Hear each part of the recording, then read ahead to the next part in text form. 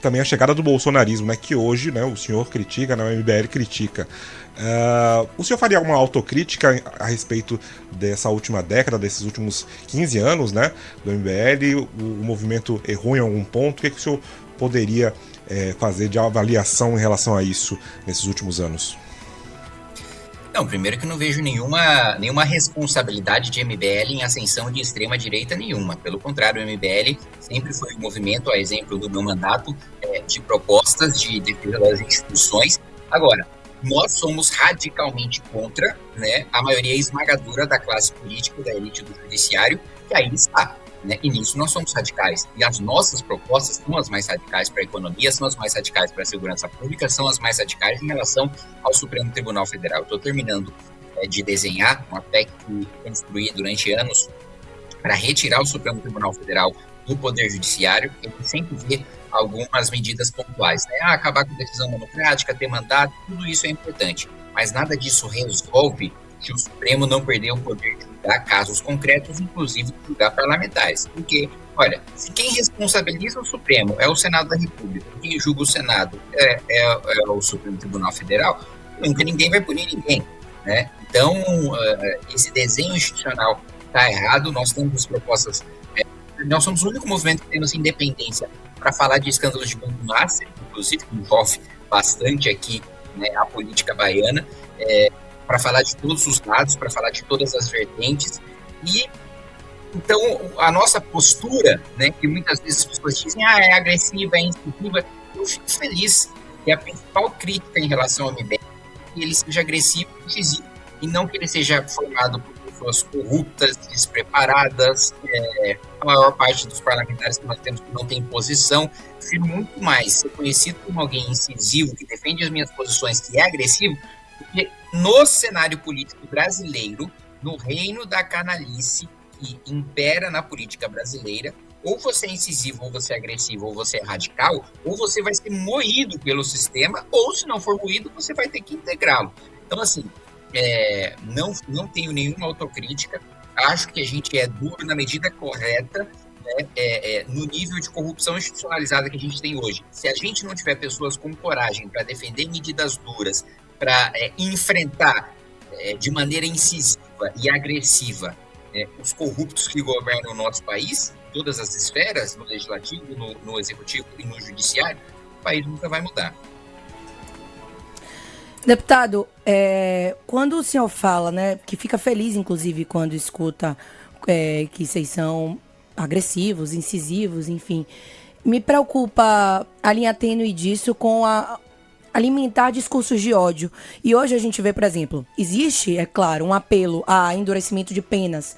Inclusive, a gente vive, né, casos sérios de feminicídios, violência contra a mulher crescendo absurdamente, o tráfico de drogas também dominando aí quase todas as regiões do país. E aí, de um lado, existe esse apelo, esse pedido da população de endurecimento de penas, enfim, de vocês endurecerem mesmo o discurso nisso.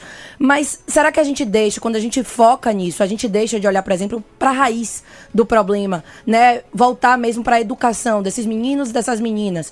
Aonde é que o tráfico domina? Quem é que cuida? Quem é que educa?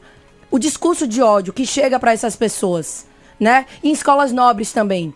Classe média, classe alta, como é que esse discurso, essa agressividade, enfim, essa forma incisiva de se colocar em alguns assuntos pode repercutir em alguns nichos? Você me entende?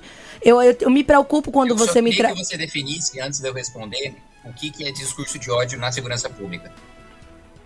Não é na segurança pública, é discurso de ódio contra grupos específicos. Quando você, por exemplo, quando a gente vê um combate a uma opinião contra a deputada Erika Hilton na Comissão da Mulher, eu acho super válido, é uma opinião.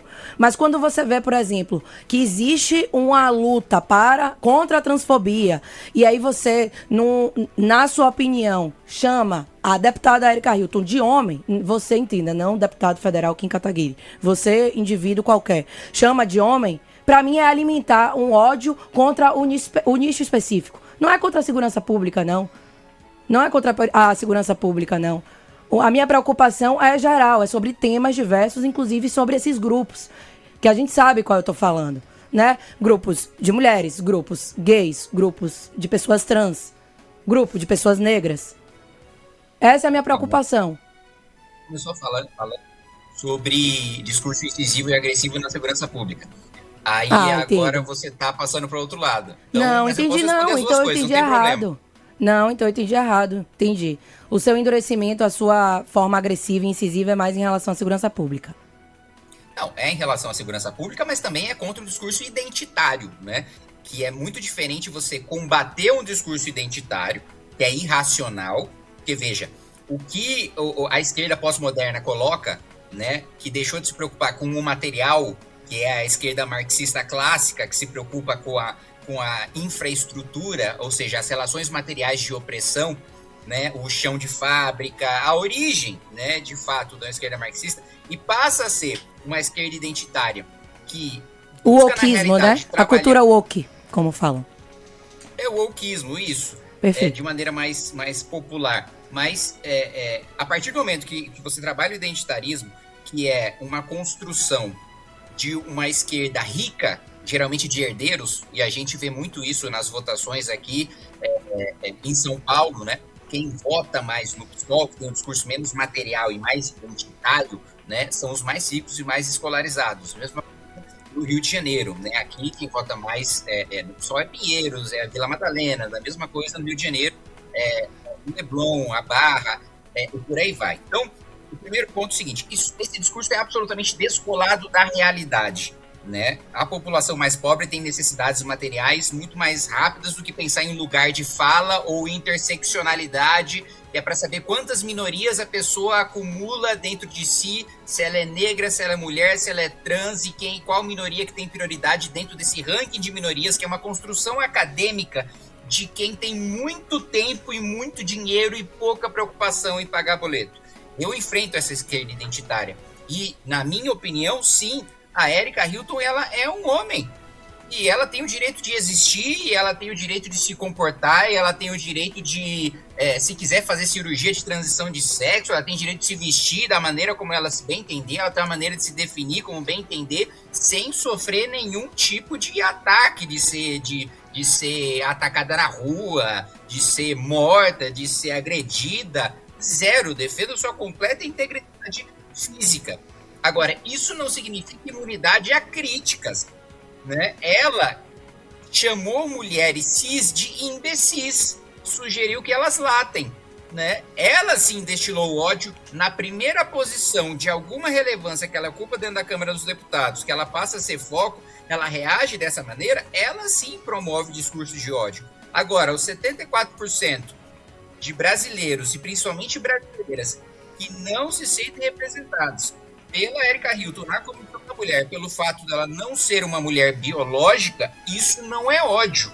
Isso é uma questão de representatividade. Isso é uma questão de mulheres que estão olhando para a Erika Hilton e não estão enxergando os seus problemas lá, né? Eu vi vários vídeos de mulheres falando sobre questões como violência obstétrica, como o problema de câncer de útero, como o problema de câncer de mama, e por aí vai. E elas gostariam de ver representados numa mulher falando sobre isso na presença da Comissão da Mulher, né? Então eu não acho que isso seja discurso de ódio de nenhuma maneira. E outro ponto, você falou em questão da segurança, na raiz do problema a educação.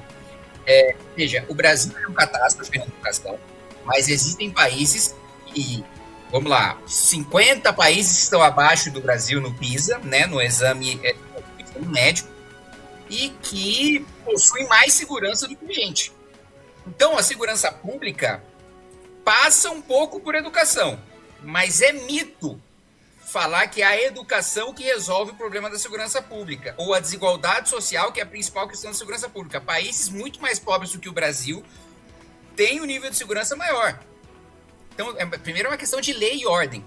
É primeiro o criminoso saber que dá certeza da punição, que a punição vai ser dura, que ele não vai sair da delegacia antes da vítima, que ele pode, inclusive, sofrer uma prisão perpétua. Para estuprador, inclusive, eu defendo que tem a castração física, não química. Certeza da punição e punição dura, é isso que garante segurança, né? A educação é fundamental para resolver outros problemas.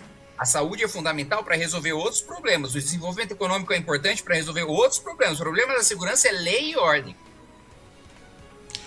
Deputado, vamos falar um pouquinho de Banco Master agora, né? Inclusive, o senhor mencionou, né? O senhor era do União Brasil até pouco tempo atrás, né? Partido de ACM Neto e de Antônio Rueda, que são dois nomes aí fartamente mencionados nas investigações do Banco Master, né? Como é que o senhor está vendo toda essa situação? O senhor, como parlamentar, tomou alguma atitude em relação a esse caso? Bom, eu sou o parlamentar, né? O deputado na Câmara dos Deputados que mais fala sobre o Banco Master, que mais denuncia, que mais se mobilizou para que tenha investigações em relação a esse assunto, né? E aqui na política baiana, a gente sabe, né, que o Augusto Lima é um amigo muito próximo, né, e foi beneficiado, né, por atos administrativos do Rui Costa, do Jacques Wagner. A gente sabe também, você falou aí do União Brasil, que o Antônio de Rueda também tinha uma relação muito próxima com pessoas muito fortemente ligadas ali ao Banco Master, né? É amigo de Ciro Nogueira, que é amigo, por sua vez, pessoal do Vorcaro, que nós vimos na quebra de sigilo, né? O Ciro publicamente disse, não, é um cara que eu conheço. Aí o Vorcaro, na quebra de sigilo, descreve o Ciro como um amigo da vida, né? Como uma das pessoas mais especiais da vida dele, escreve tantas e tantas vezes que ele esteve pessoalmente com ele. Então, o escândalo do Banco Master, ele pega bolsonarista, pega centrão, pega petistas. Por isso, não à toa que o MBL é um dos únicos que tem independência para falar sobre, né? Lula não pode falar sobre casos de Banco Master, porque ele próprio recebeu o Vorcaro e chamou o Banqueiro Central para servir cafezinho para o Vorcaro, chamou o ministro de Minas e Energia para atender os negócios do Vorcaro. Deputado, o Vorcaro mas sai da reunião dentro do União Brasil, deputado, dentro do União Brasil, que era o seu partido, né? O senhor internamente, o senhor questionou, porque o ACM Neto recebeu 3,6 milhões, tanto do Banco Master quanto de um fundo, né, ligado à REAG, né? E o Antônio Rueda também recebeu, né? O senhor era do União Brasil. Dentro do União Brasil, o senhor se revoltou questionou? Como é que foi essa sua atuação dentro do partido? Não, veja, eu não tenho nenhuma atuação dentro do partido. No União Brasil, eu sempre fui absolutamente independente, né? Não existe nada que eu fazia dentro do partido. O que seria que eu fizesse dentro do partido? Eu sempre fui era o seu partido. Eu escândalo de todos os lados, entende? Dentro do União Brasil, eu denunciava pessoas do União Brasil, né? Então, assim, agora, partidariamente, o que eu poderia fazer? Representá-los no Conselho de Ética do partido, que estão comandados por eles, assim... Então, é o que eu coloquei para você. Eu tenho independência para falar de doação de ACM Neto, a relação de Rui, a Jacques Wagner, a Rui Costa, a Flávio Bolsonaro, a Tarcísio de Freitas. Não preciso com ninguém, porque não tenho preso com ninguém. Dentro do União Brasil, eu votava contra o União Brasil, discursava contra o União Brasil e tinha independência para isso. E não tinha nenhum espaço dentro do partido para manter minha independência. Não tinha nenhum cargo dentro do partido, não tinha nenhuma influência em relação a diretórios. Pelo contrário, quando eu quis ser candidato a prefeito, o partido não quis, não deixou. Justamente por causa da minha posição de independência, que nunca me deu poder nenhum dentro do partido, e eu nunca fiz questão de ter o poder dentro do partido, porque o partido não representava as minhas ideias, mesmo que a União Brasil não tem ideias. Mas por que então o senhor criou a União Brasil? Não, eu estava afiliado ao DEM, Sim. Que era o partido que tinha o impeachment dentro da Câmara dos Deputados, um processo que eu participei ativamente.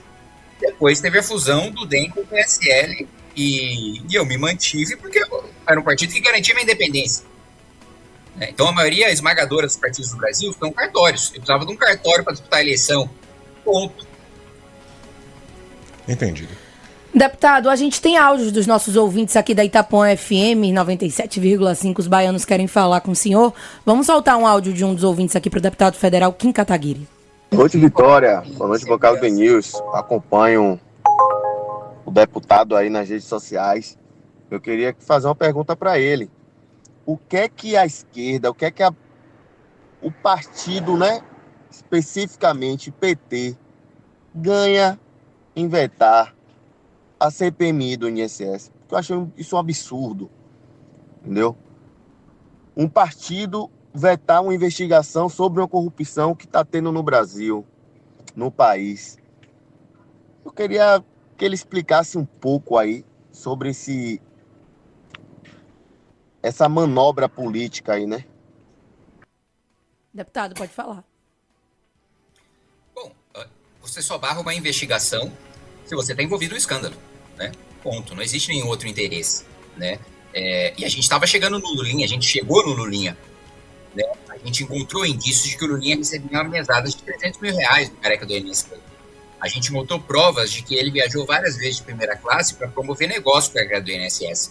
E no início, o PT negava lá na CPMI.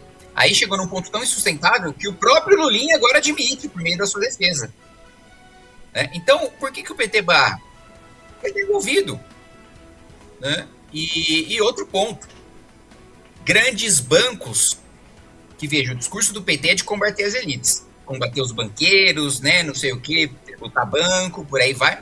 Nós tentamos chamar os maiores bancos do país que consideram empréstimos consignados e que poderiam ter escândalo envolvendo do CPMI do INSS.